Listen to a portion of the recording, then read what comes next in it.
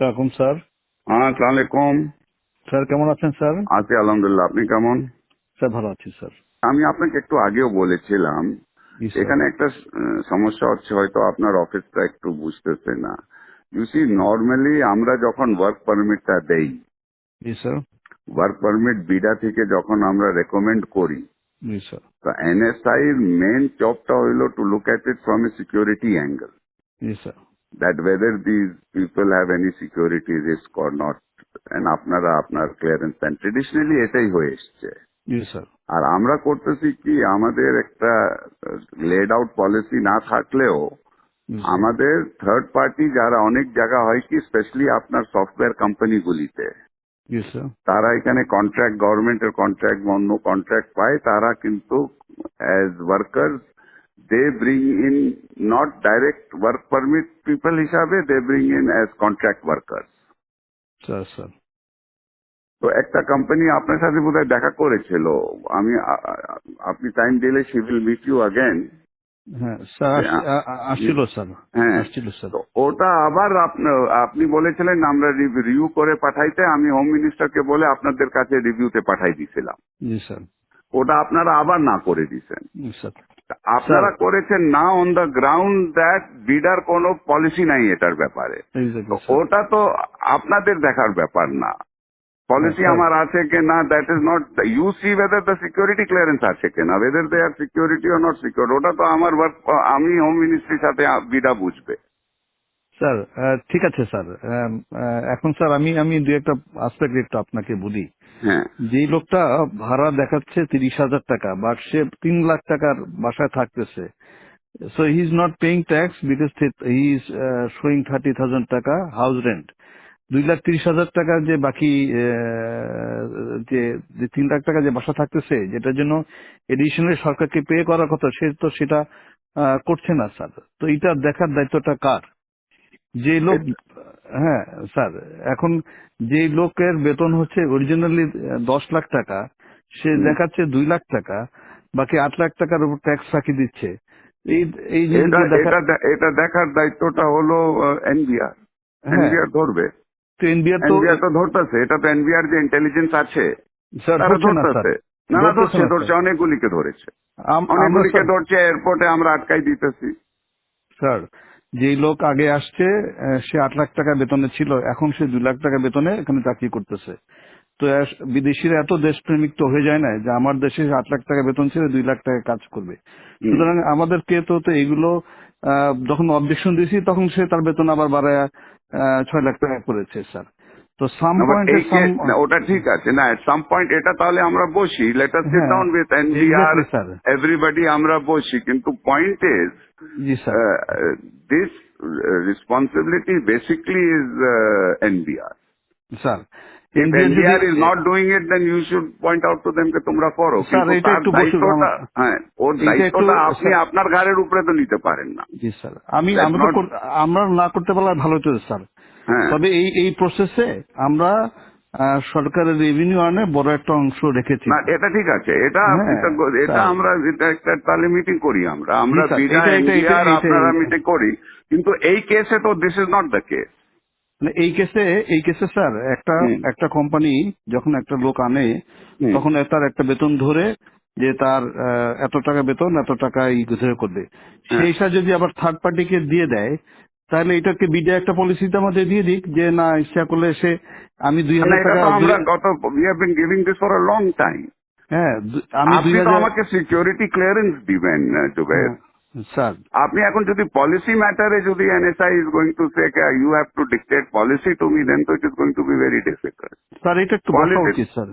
তাহলে আমাদের স্যার আমাদের আমরা সিকিউরিটি ক্লিয়ারেন্সটা তাকে, সে যে বিদেশ থেকে যখন আসবে বিদেশে, তাকে সিকিউরিটি ক্লিয়ারেন্সটা তাহলে আমরা না দিই, আমাদের কাছে না নিল, আমাদের কাজটা খুব কমে গেল স্যার। আমরা কাজ না, হোয়াট ইজ আপনার এখন যে হোয়াট ইজ ইয়োর টিওআর, আপনার থেকে যে সিকিউরিটি ক্লিয়ারেন্সের জন্য আসে, হ্যাঁ এতদিন তো এটা তো অনেক দিন থেকে করে আসতেছে, হোয়াট ইজ ইয়োর আপনার টার্মস অফ রেফারেন্সটা কি? আমরা এটার ভিতর দেখি যে সে সরকারের মানে প্রথম কথা হচ্ছে যে সিকিউরিটি পার্সপেক্ট থেকে থেকে তার এমনি তার কোনো নিরাপত্তা হুমকি না। 2 নম্বর হচ্ছে যে কোনো ব্ল্যাক লিস্টে আছে কিনা। জি স্যার। 2 নম্বর হচ্ছে ইকোনমিক সিকিউরিটি পার্সপেক্টিভে সে সরকারের ফাঁকি টাকি দিয়ে কোনো জায়গা থেকে সরকারের ক্ষতি করছে কিনা এটাও আমরা দেখি স্যার। এখন আমরা যদি বলে, সরকার যদি বলে না এটা দেখার দরকার নেই, আমরা ক্লিয়ারেন্স করতেও রাজি নেই স্যার, আমাদের তো অনেক ইম্পর্টেন্ট কাজ আছে। কিন্তু যখন একটা লোক ফাঁকি দিয়ে, যার বেতন 10 লাখ টাকা, সে 2 লাখ টাকা বেতন দেখায় বিদায়ের সাথে হাত মিলায়া সে যখন সরকারকে ফাঁকি দিচ্ছে, তখন কেউ না কেউ তো দায়িত্বটা নিতে হবে স্যার। না না, বাট এটা তো আপনার ঠিক আছে, আমি দেখি, আমি প্রিন্সিপাল সেক্রেটারির সাথে কথা বলি। জি স্যার, আমার এটা যতদূর একটু মনে হয় দিস ইজ নট, এতদিন তো ছিল না, এটা তো নতুন, আপনি ডিজি হয়ে এই প্রবলেমটা আসছে, নো এর স্যার, আগে তো কোনোদিন হয়নি। আমি তো 2009 সাল থেকে এই প্রতিষ্ঠানে আছি। I work as director external, এবং যারা এরকম ট্যাক্সের ফাঁকি দিচ্ছে এই বিষয়গুলো সবগুলো আমরা এইভাবে করে ধরেছি, এবং আমরা যখন অবজেকশন দিয়েছি ওরা আবার বেতন বাড়ায়, যেটা লিগ্যাল যে পায়, যে বাড়ি ভাড়া যা 3 লাখ টাকা দিয়ে করতেছে, সে তখন 3 লাখ টাকা বাড়ে ওটার উপর সরকারকে ট্যাক্স দিয়েছে স্যার। চিটাং পোর্ট দিয়ে স্যার হাজার হাজার গাড়ি আসে, ওগুলো আটকাই ওরা ট্যাক্স দেয়।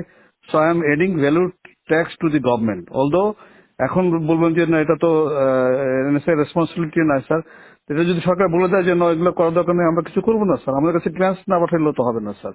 কিন্তু বিডা আমাদেরকে বলতে হবে যে তারা যদি জাস্টিফাই করে যে একটা লোক বিডা যদি কম্প্রোমাইজ না হয়, আমাদের তো কোনো অসুবিধা নাই স্যার। আমাদেরকে একটু ক্লিয়ারলি বলে দিক স্যার যে একজনের জন্য নিয়ে এসে একজনকে দিতে পারবে, বা 2-3 হাত ঘুরে এসে লোক কাজ করতে পারবে, আমাদের কোনো অসুবিধা নাই স্যার।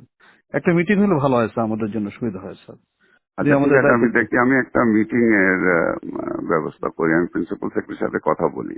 জি স্যার, এটা একটা জি sir. We need to get a clear guidance on this.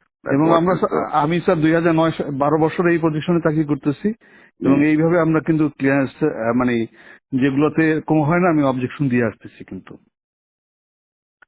এবং এই এই এই এই প্রতিষ্ঠানটা একটু ম্যানিপুলেশন বেশি চেষ্টা করতেছে, এবং বাট আমরা এরকম কেস খুব রেয়ার পেয়েছি, যারা একজনের জন্য নিয়ে এসে, আমি নিয়ে আসলাম একজনকে বিদেশ থেকে, এসে আবার আর এক কোম্পানিকে দিলাম, এই কেস প্রথম আমরা পেয়েছি।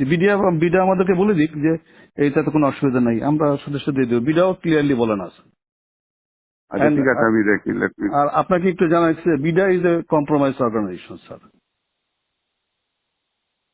মানে ন্যাশনাল ইন্টারেস্টে ওটা তো শুনেন, আপনার NBR is also compromised organization. Exactly sir, আপনার exactly civil aviation is a compromised organization. Sir. আপনার সব থেকে বড় কম্প্রোমাইজড অর্গানাইজেশন ইজ দুদক।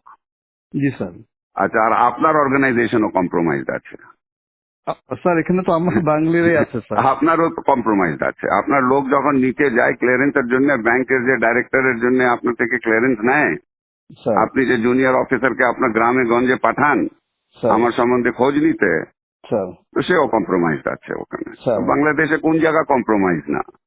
সবাই মিলে একটু ভালো করার চেষ্টা করতেছি স্যার। সেটা করেন, কিন্তু ডোন্ট সে দ্যাট কম্প্রোমাইজ আপনার অর্গানাইজেশনটাও is compromise. I can give you examples where your people have gone and to give a clearance certificate, how much money they have charged. Sir এটা আছে স্যার, আমি অস্বীকার করছি না sir.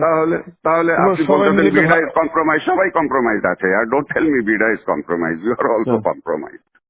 Sir, You want examples? I can give you examples. Sir আমাদের TR থেকে এটা বের করতে দিলে আমরা উই আর হ্যাপি, আমরা ক্লিয়ারেন্স না ঠিক আছে, আমি let me talk to principal secretary. I'll have a meeting to find out exactly where we are. এটা তো we have to understand it. Okay. জি স্যার।